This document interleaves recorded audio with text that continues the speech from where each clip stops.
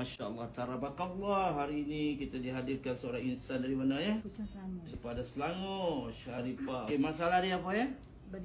Telinga kiri bersin. Tinggal bersin, berkiri, bersin. Berapa tahun dah bersin tu? Pada 2017, 5 tahun lebih.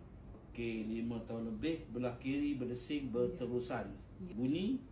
Bunyinya memang sikit je. Bunyinya macam mana?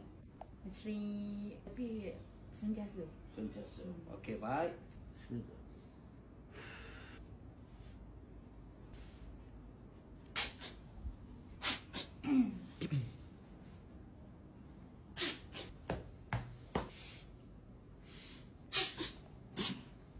Allah, ya Allah, ya Allah, ya.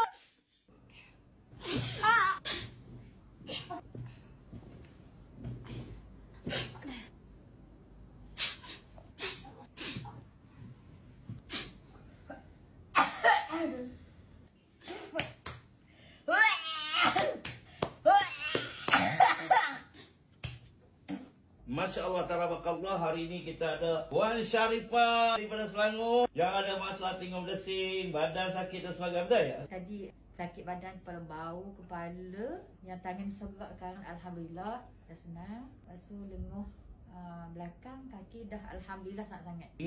Telinga alhamdulillah makin kurang. Alhamdulillah. Telinga yang berdesing makin kurang, badan makin elok. Alhamdulillah. Kita doakan ini adalah gangguan aura genetik. Kita doakan agar Kak Sharifah kita, Puan Sharifah kita agar terus sihat, mendapatkan berkatan dari Allah SWT untuk kita semua. Please tinggalkan komen, please like and share, follow Cemaster DS Syamil Aris. Kita menggunakan krim Aura Capsicum untuk rawatan saraf sebentar tadi.